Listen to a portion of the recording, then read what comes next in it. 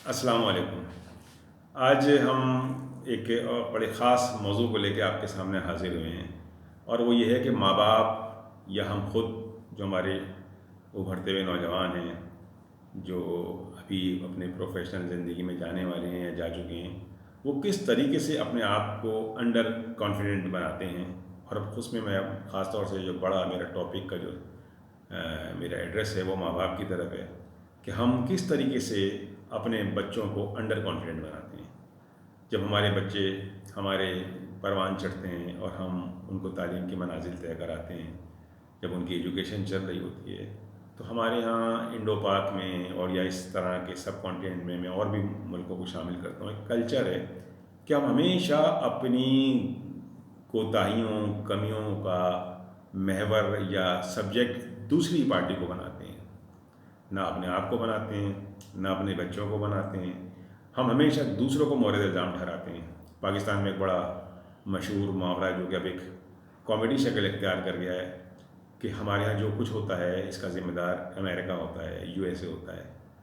हम जैसे लोग बोलते हैं कि भाई अगर पाकिस्तान में हर होने वाली चीज़ का ज़िम्मेदार अमेरिका है, हर कुछ सब कुछ अमेरिकन्स कर रहे हैं, तो पाकिस्तानी क्या कर रहे हैं? मेरी बात की जड़ों को समझने के लिए आपको इस बात से में गहराई से उतरने की ज़रूरत है। हर बात का इल्ज़ाम हम दूसरों पे लगा देते हैं, अपनी कोताहियों का, अपनी कमी का। हम अपने बच्चों को शुरू दिन से ये बताते हैं कि दुनिया में कोई चीज़ तुम्हारे फेवरेबल नहीं है। अमेरिका तुम्हारा दुश्मन है, जर्मन तुम्हारा दुश्मन है, फ़लाँ मुल्क तुम्हारा दुश्मन है, फ़लाँ कम्युनिटी तुम्हारी दुश्मन है। अपने मुल्क के अंदर फ़लाँ ज़बान बोलने वाला तुम्हारा दुश्मन है। वो ज़बान बोलने वाले जो हैं वो बड़ा जुल्म करते हैं हमारी ज़बान बोलने वाले पे। वो मज़हब वाले बड़ा जुल्म करते हैं हमारे मज़हब पे। इसका नतीजा ये निकलता है कि सारे तो नहीं, ज़्यादातर हमारी ब्रीड, ज़्यादातर हमारी नस्लें सरेंडर कर देती हैं, गिव अप कर देती हैं, कंपटीशन करना पसंद ही नहीं करते। यानी पहले से ही स्टार्ट से ही समझ लेते हैं कि हम हमारे पास जो जुल्म हो रहा है उसका हमारे पास कोई तोड़ और कोई सद्देबाव ही नहीं है। हमारी इस मैं इसको बेवकूफ़ी कहूँ या होशियारी कहूँ, ये हमारे इस बिहेवियर से हमारी नस्लों को बड़ा नुकसान हो रहा है। ये बड़ा तवील टॉपिक है, पता नहीं मैं इसको इस छोटी सी वीडियो में कवर कर सकूं या नहीं। आप ज़रा देखिए, अगर गहराई में जाइए। जब सेकेंड वर्ल्ड वार का ख़ात्मा हुआ तो जर्मनी पर चढ़ दौड़े थे पूरे अलाइज पावर, पूरा यूरोप जो उनके ख़िलाफ़ था, अमेरिका, और क्रश कर दिया था जर्मनी को और जापान को। लेकिन आज वही जर्मनी और जापान उन्हीं अलाइज के साथ इत्तेहादी बने खड़े हैं, शाना बशाना उनके साथ हैं। तरक्की में उनसे भी दो दो हाथ आगे हैं। जापान उसकी इकोनॉमिकल तरक्की का हम सब जानते हैं हाल। आपको इस बात पर सुन के हैरानी होगी कि जापानी उनकी सरिश्त या उनकी एटीट्यूड क्या हो गया है। जापानी दुनिया में, मैंने दुनिया में जितने भी ममालिक घूमे हैं, दुनिया की सादा तरीन कौम है, सादा तरीन कौम। हम जब जापान गए और हमने जब जापानियों से इंटरेक्ट किया तो हम हैरान रह गए। हम ये समझ कर गए थे कि जापानी इतनी तरक्की याफ्ता कौम है तो बड़े ही चालाक और होशियार होंगे, हमें बेच खाएंगे। लेकिन जब हमने उनसे इंटरेक्ट किया और जब हम उनके इर्द गिर्द बैठे और हमसे हमारा उनसे जो भी अफेयर्स चले वहाँ पर, जितने से हम आ रहे, हम गए एक ऐसी ट्रेनिंग पर गए थे कि जापानियों की तरक्की का हाल जान सकें। तो हम जब गए तो हम जापानियों से यहाँ से तो बड़े इंप्रेस होकर गए थे कि जापानी बड़े होशियार और बड़े तरक्की याफ्ता, और बड़े तरक्की याफ्ता तो हैं ही, मतलब ये कि बहुत चालाक होंगे, पाकिस्तानियों से 10 हाथ आगे। लेकिन वो पाकिस्तानियों से 10 हाथ पीछे अकल में थे। हर बात को इतनी सादगी से जवाब देते थे। कोई बात भी करो तो आपको समझ नहीं आता था शुरू में हमें कि जापानियों ने इतनी तरक्की कैसे कर ली। ये तो बड़ी दुनिया की स्ट्रेट फॉरवर्ड अगर मैं आपको बताऊं, ये तो बड़ी बेवकूफ़ लोग हैं। मैं अकेला नहीं, मेरे साथ अरब भी थे, मेरे साथ ईरानी भी थे, मेरे साथ दुनिया के वेनेजुएला के लोग भी थे, और लोग भी थे उस ट्रेनिंग पर। वो सब के सब सर पकड़ के बैठ गए शुरू के 4-5 दिन कि ये जापानी इतने सीधे क्यों हैं। कोई भी बात करो, हर आदमी को अपने प्रोफेशन के मुतालिक एक राइट। अगर एक आदमी वेल्डिंग का एक्सपर्ट है और वो वेल्डिंग पर बात करने के लिए आया है, इंजीनियर, तो हम वेल्डिंग के अलावा उससे ज़रा पाकिस्तानी होगा तो उसको वेल्डिंग का भी पता होगा, उसको डॉक्टरी का भी पता होगा, उसको इकोनॉमिक्स का भी पता होगा, उसको पॉलिटिक्स का भी पता होगा। लेकिन अगर आप जापानी एक्सपर्ट से उस ख़ास टॉपिक के अलावा कोई बात करना चाहें तो वो बिल्कुल आपको साफ साफ कह देगा मुझे नहीं पता। कोशिश करेगा कि नेक्स्ट डे वो किसी और एक्सपर्ट को ला के आपसे मिला दे और उससे आपको आपका सवाल का जवाब दिलवा दे, लेकिन खुद कह देगा मुझे कुछ नहीं पता। तो हम बड़े परेशान होते थे कि ये जैपनीज़ ने फिर इतनी तरक्की कैसे की जब ये इतने सीधे लोग हैं, इतने बेवकूफ़ लोग हैं। कुछ दिनों बाद वहाँ रह के हमें अंदाज़ा हो गया कि तरक्की करने का राज होशियारी और अक्लमंदी में नहीं है। होशियारी और अक्लमंदी में तो मैं बता दूँ आपको, पाकिस्तान, इंडिया, ईरान से ज़्यादा दुनिया में कोई कौम शायद ही हो जो होशियार, हर मामले के माहिर, हर फन के माहिर। अगर आलू बेचने वाला भी है ना, तो आलू बेचने वाले को सब पता होता है कि डोनाल्ड ट्रंप की क्या पॉलिसीज़ हैं और मिडिल ईस्ट में क्या होने वाला है। मुझे मेरा आलू जिससे मैं ख़रीदने आता था, मुझे आज तक याद है कि मैं 10-12 साल का था, वो मुझे पूरी दुनिया की पॉलिटिक्स पढ़ाता था। मियाँ हम तुम्हें बताएं कि क्या हो रहा है, मियाँ वो फलां क्या हो रहा है। लेकिन जैपनीज़ वो अपने काम से काम रखने वाले, अपना जानने वाले, अपने से बाहर कुछ जानने वाले नहीं, डिसिप्लिन। अगर उनसे कहो कि आपने यही काम करना है, वेल्डिंग का काम करना है, तो वो वेल्डिंग का काम कर रहे हैं, उसी की सुपरविजन कर रहे हैं, जो हुक्म दिया उसको फॉलो कर रहे हैं।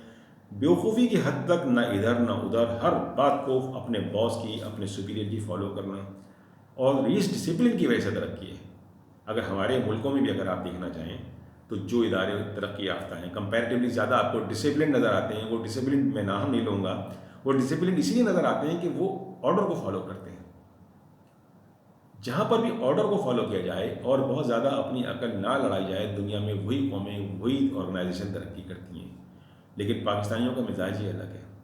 पाकिस्तानियों का मिजाज, मैं इस पर आपको लोगों को सुनाता हूँ। जो वाक़या सच्चा है मगर जोक जैसा वाक़या है कि सरकारी अस्पताल की लाइन में लगे हुए हैं, बीमार हैं, नज़ला हो रहा है, बुखार हो रहा है, कपड़े फटे पुराने पहने हुए हैं, 15 रुपए की दवा ख़रीदने के लिए 1 घंटे से लाइन में लगे हुए हैं। लेकिन फ़िक्र क्या खाई जा रही है कि अमेरिकन इलेक्शन में कौन जीतेगा, कौन जीतेगा, मिसेस क्लिंटन जीतेंगी या ट्रंप जीतेगा। यानी पाकिस्तानियों को जितनी फ़िक्र अमेरिकन इलेक्शन की होती है इतनी अमेरिकन को नहीं होती। मेरा टॉपिक कहाँ से कहाँ निकल गया।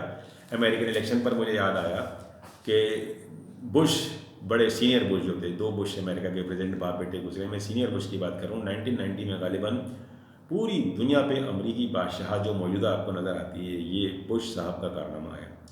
पूरे उन्होंने सोवियत यूनियन को टुकड़े टुकड़े कर दिया, इराक़ पर हमला करके उस पर कब्ज़ा कर लिया। पूरी अरब दुनिया की उन्होंने बादशाह क्या यानी अरब दुनिया पे उन्होंने बाकायदा उसको ब्रेक कर दिया, उनके जो इत्तेहाद को, और अमेरिका के झंडे गाड़ दिए पूरी दुनिया में।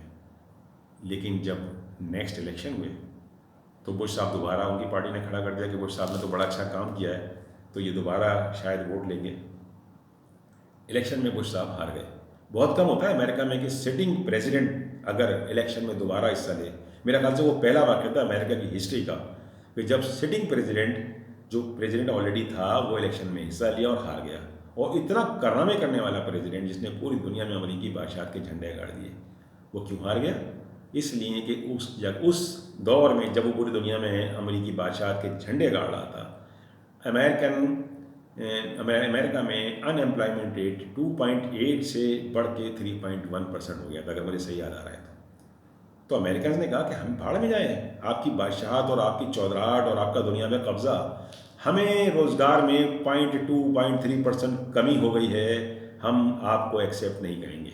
सलाम है, सल्यूट है उस कौम को कि इतने ज़्यादा अपने मतलब पे फोकस करने वाले। ये है अमेरिका की तरक्की का राज, ये है यूरोप की तरक्की का राज। अगर आप उन लोगों से बात करें, उनको पता भी नहीं होता कि पाकिस्तान कहाँ है, किधर है। उनको ज्योग्राफी का पता ना, उनको इंटरनेशनल अफेयर का पता, लेकिन उनके फैसले अपनी गवर्नमेंट्स इलेक्ट कराने के लिए, इलेक्शन के लिए उनके फैसले जो बोलते हैं, जिसकी वजह से उनके मुल्क में डेमोक्रेसी है, उनके मुल्क में लॉ एंड ऑर्डर और सारी चीज़ें मेंटेन है, वो ये हैं कि वो बिल्कुल फोकस करते हैं अपने मतलब पर। हमें 2 पैसे का भी नुकसान होगा तो हम अपनी गवर्नमेंट को बर्दाश्त नहीं करेंगे। पाकिस्तानियों को सलाम दूसरे मायनों में, गवर्नमेंट आपको तबाह बर्बाद कर दें, गवर्नमेंट आपको ख़त्म कर दें, गवर्नमेंट आपको फना कर दें, आपके घर के आगे परनाले बह रहे हों कीचड़ और गंदगी के, आपके घर कूड़े के ढेर बने हों, लेकिन जिस पार्टी को आपने इलेक्ट किया है, आप उस पार्टी को हमेशा सलाम करते रहते हैं। पाकिस्तान में सारे के सारे लीडर, कोई फ़ख्र एशिया, फ़ख्र मिल्लत, मादर मिल्लत, सॉरी टू से, मैं कोई बुराई में नहीं कह रहा। अगर आप पाकिस्तानी लीडर्स के खिताबात देखें तो आप हैरान रह जाएंगे। दुनिया में इतने खिताबात किसी जगह पे किसी लीडरान के नहीं होते। वो जानते भी नहीं, आज आया कल चला गया। लेकिन पाकिस्तान में आप एक से एक लीडर, लोगों ने तस्वीर उठाई हुई हैं, लोगों ने मालाएं उनके ऊपर डाली हुई हैं, खुशबुएँ बखेरते हैं अपने घरों में, लेकिन वो लीडर्स कुछ भी कर लें उन्हीं को सलाम करते रहते हैं, दूसरों को गालियाँ बकते रहेंगे। यानी जिसको वोट देते हैं उसको जो है बुरा भला कभी नहीं कहेंगे। मैं एक पार्टी को वोट दे रहा हूँ 20 साल से, मेरे तमाम मसाइल की जड़ वो पार्टी है, जो मेरी निगहबान है, जो मेरी चौकीदार है, मैं उसको छोड़ के दूसरी पार्टी को गालियाँ देता रहता हूँ सारी ज़िंदगी। नतीजा मेरे सामने है। मेरी पार्टी को कोई इसमें बॉदरेशन ही नहीं होती, कोई सरोकार ही नहीं होता कि वो मेरे लिए कुछ करे या ना करे। उसे पता है इसने तो दूसरे ही को गालियाँ देनी है। तो मेरा टॉपिक मेरा ख्याल से बहुत दूर चला गया, आई एम सॉरी। कि हम अपने बच्चों को एक्स्ट्रा होशियारी सिखाते हैं, हम मुखालिफिन को गालियाँ देना सिखाते हैं, हम बताते हैं कि सामने वाली पार्टी तुम्हारे हकूक़ सर्व कर रही है, ये पार्टी नहीं जिसको तुम वोट दे रहे हो, दूसरी पार्टी। जो लिसानी ग्रुप दूसरे हैं, जो दूसरे कम्युनल ग्रुप्स हैं, वो तुम्हारे हकूक़ गज़ब कर रहे हैं, जो दूसरे मुल्क हैं वो तुम्हें तबाह बर्बाद कर रहे हैं। नतीजतन हमारा बच्चा अंडर कॉन्फिडेंट होता है। हम दिखा तो बहुत होशियारी रहे होते हैं, लेकिन प्रैक्टिकल में क्या होता है कि हमारा बच्चा अंडर कॉन्फिडेंट हो जाता है। उसको होता है कि बस मैं तो तरक्की कर ही नहीं सकता, सारी दुनिया ही मेरी दुश्मन है। अगर हम अपने बच्चे को ये तालीम दें कि तुमने आगे बढ़ना है, कोई कितना भी तुम्हारा मुखालिफ, मेरी बात का मतलब ये भी नहीं है, काइंडली इसको इस तरह ना आप समझ लीजिएगा कि दुनिया में कोई बुरी कुव्वत ही नहीं है, अमेरिका बिल्कुल ठीक है, फलां बिल्कुल ठीक है। सब अपने अपने दाव पेज आजमा रहे होते हैं। जापान जब 45 में हारा था, सब ने अपने दाव पेज आजमा लिए, अमेरिका ने उसको फौज तक नहीं रखने दिया आज तक। उस नेगेटिव एटीट्यूड, उस एग्रेसिव एटीट्यूड के बावजूद आज जापान अमेरिका का सबसे बड़ा अलाई है, और जापान दुनिया की तरक्की याफ्ता तरीन कौम में से कौम है। यही हाल जर्मनी का है। तो असल चीज़ ये होती है कि आप नेगेटिव एनवायरनमेंट से अपने बच्चों को, अपने कम्युनिटी को, अपने लोगों को आगे बढ़ाएं कि तुमने आगे बढ़ना है। कोई आपको कितनी भी मुखालिफ हवाएं चलें, कोई कितना भी मुखालिफ हो, हम उल्टी तालीम देते हैं अपने बच्चों को कि बेटा तूने सो जाना है, क्योंकि सारे सामने वाले तेरे मुखालिफ हैं। दूसरी कम्युनिटी तेरी मुखालिफ है, दूसरा ग्रुप तेरा मुखालिफ है, दूसरी पॉलिटिकल पार्टी तेरी मुखालिफ है, दूसरा मुल्क तेरा मुखालिफ है। दुनिया में कहीं भी कोई पॉजिटिव चीज़ नहीं दे रही है।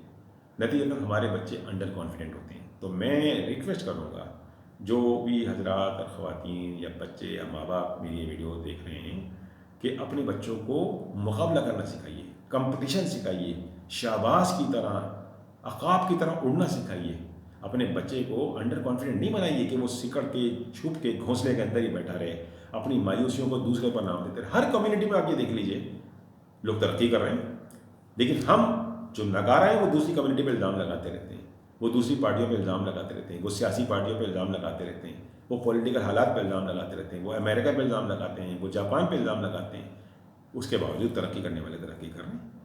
वो कौन लोग हैं जो तरक्की कर रहे हैं? आप अपने बच्चों को उनको समझाएं, वो लेसन अपने बच्चों को सिखाएं कि तरक्की कौन कर रहे हैं, और अपने बच्चों को बताएं कि तुम अगर नहीं पढ़ते, तुम अगर अच्छी डिग्री नहीं लेते, तुम अगर अच्छी मुलाजमत नहीं करते, तो इसमें तुम्हारा कसूर है, किसी और का कसूर नहीं है। दुनिया ऐसी ही मुखालिफ है, मुखालिफ हवा चलती रहती है, लेकिन हमें आगे बढ़ना होता है। आई होप कि ये मेरी वीडियो कुछ लोगों के काम आए और वो अपने बच्चों को विदाउट रिफ्ट और विदाउट कम्युनल इशूज़, विदाउट मुल्की पॉलिटिकल इशूज़ आगे की तरफ लेकर जाएं, ताकि उनके बच्चे तरक्की कर सकें। अल्लाह हाफ़िज़।